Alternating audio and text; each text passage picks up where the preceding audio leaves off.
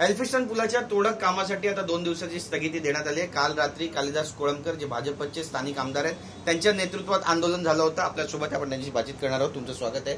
तुम्ही आंदोलन केलं त्यामुळे 2 दिवसाची स्थगिती मिळाली आहे। जनता मागणी करते की पूर्णपणे स्थगिती मिळायला हवी। पुनर्वसनाचा जो मुद्दा आहे तो ऐरणीवर आहे, त्याच्यावरती सरकारचं दुर्लक्ष होतंय। तुम्ही सरकारचेच आमदार आहात, भूमिका नेमकी काय असायला पाहिजे किंवा काय असणार आहे? मला एवढंच सांगायचं आहे, ज्यावेळी हे देवेंद्र फडणवीस साहेब रात्री मला त्यांच्या पीएनचा फोन आला, पाटणकर हे साहेबांचे पी आहेत, तर सोमवारी ही मीटिंग घेत आहेत आणि सोमवारी ह्या बाबतीमध्ये निर्णय घेणार आहेत। आणि एकूण माझ्या एल्फिस्टन ते टाटा कंपाऊंडपर्यंत 19 बिल्डिंगचा हा प्रॉब्लेम आहे। मी सुरुवातीपासून शासनाला सांगतोय, हा मराठी टक्का आणि मराठी टक्का भाग कुठेही जाता कामा नये, आजूबाजूला तुम्ही ॲडजस्ट करा। आणि त्या पद्धतीने MMRDचं सुद्धा म्हाडाचं पण ह्यांचे प्रयत्न चालू आहे आणि त्या पद्धतीने मिटिंग चालू आहे आणि जास्तीत जास्त लवकर शासनाने खास बाब म्हणून निर्णय घ्यावा ही माझी शासनाला विनंती आहे। नक्कीच तुम्ही पण काल आंदोलन केलं। यापूर्वी अजय चौधरी त्यांच्या पण मतदारसंघामध्ये अर्धा भाग येतो, तुमच्याही मतदारसंघात या पुलाचा परिसरातला अर्धा भाग येतो।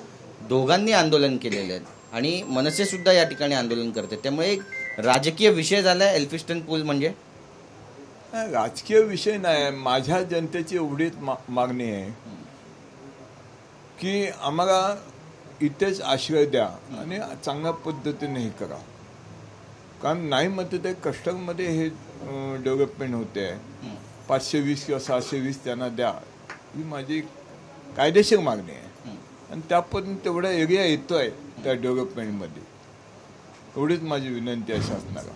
नक्कीच, पण लोक आक्रमक झालेले, स्थानिक आक्रमक झालेत। लाज वाटते महाराष्ट्रात राहण्यासाठी, महाराष्ट्रीयन म्हणून बोलण्यासाठी, अशा आशयाचे बॅनर पोस्टर सुद्धा त्या ठिकाणी मला सांगतो, हे शासन काम करते आणि हे जे ब्रिज जो बांधला जाता हा इंटरनॅशनल ब्रिज आहे, असं काही नाही आहे आणि डेव्हलपमेंट होते त्याच्यामुळे आणि ब्रिज पण आमचा कमकुवत झाला आहे।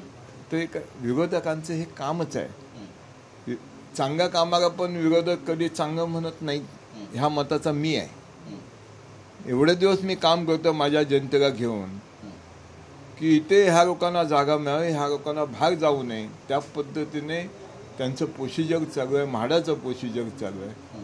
आता हे कामाला गती आली आहे, आता तो पॉईंट आला आहे आणि हे काम लवकर चालू व्हावं आणि जनतेला न्याय मिळावा ह्या मताचा मी, आणि त्या पद्धतीने माझे प्रयत्न आहेत। जे स्थानिक आहे त्यांच्याशी पण आम्ही बातचीत केली, ते म्हणतात की सरकारचं जे धोरण आहे आमचं पुनर्वसन करण्यासंदर्भातलं ते अतिशय उदासीन आहे, कुणी दाद देत नाही। गेल्या अनेक वर्षांपासून प्रकल्प रखडलेला आहे आणि बरेच पाठपुरावा करून सुद्धा याबद्दल काही ठोस निर्णय झाला नाही। एकनाथ शिंदे पण येऊन गेले, इतर नेते पण येऊन गेले, पण त्यांचा प्रश्न मार्गी लागला नाही। मुंबई एक तुम्हाला सांगतो, काम करायचं तर पाठीमागून काम झालं पाहिजे आणि त्या पद्धतीने काही माणसं काम करतायत।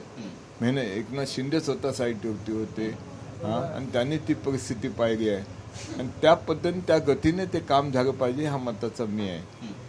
पण तुम्हाला सांगतो, राजकीय महाराष्ट्रातील परिस्थिती कशी आहे, ही परिस्थिती तुम्हाला माहिती असताना सुद्धा काही गोष्टी आपण त्या कामाच्या पाठी लागतोय आणि काम पॉझिटिव्ह होते आणि पॉझिटिव्ह होत असताना काही लोक असे खो आणण्याचा प्रयत्न करतात, त्यांचं अस्तित्व संपणार आहे, त्यामुळे त्यांचे हे धंदे आहेत, एवढंच मी सांगतो, बाकी काय नाही। तुमची नेमकी भूमिका काय असणार आहे, कारण बरेच आरोप लागतात? एक तुम्हाला माझ्या जनतेला न्याय मिळाला पाहिजे आणि जनतेला न्याय मिळत असताना मी कुठेही आयुष्यात कॉम्प्रोमाइज करणार नाही, म्हणून आज एवढं वर्ल्ड रेकॉर्ड केलं मी। कॉम्प्रोमाइज केलं तर हे धंदे केले नसते मी, हेही सांगतो। इथपर्यंत आज एवढी वर्ष मी आज निवडून येत आहे, जनतेचा पाठिंबा असेल आणि जनतेला जे पाहिजे ते मी देतोय, जनतेला जे नको आहे ते मी देत नाही। नक्कीच, म्हणजे तुम्ही तुमची बाजू लावून ठेवणार आणि काही झालं तरी पूल पाडू देणार नाही जोपर्यंत विकासकांचा आणि पुनर्वसनाचा मुद्दा मार्गी लागणार। सांगतो, ह्या डेव्हलपमेंटना ग्रीन सिग्नल शासनाने दिला तर मी काही विरोध करणार नाही। ग्रीन सिग्नल द्या, जनतेला जे पाहिजे ते देत असतील ना, मग मी कुठेही विरोध करणार नाही। मला डेव्हलपमेंट पण पाहिजे आणि जनतेचे वास्तव्य पण पाहिजे, जे जनतेला पाहिजे ते द्या, बस। राजकारण होतं असं वाटतं तुम्हाला कुठे? विरोधकाचं कामच आहे, लोकांना भडकवायचं. नाही भडकवलं तर पाठीमागची सैन्य घातील का सांगा ना. ते जाणं इतर ठिकाणी. विरोधकांचं कामच आहे.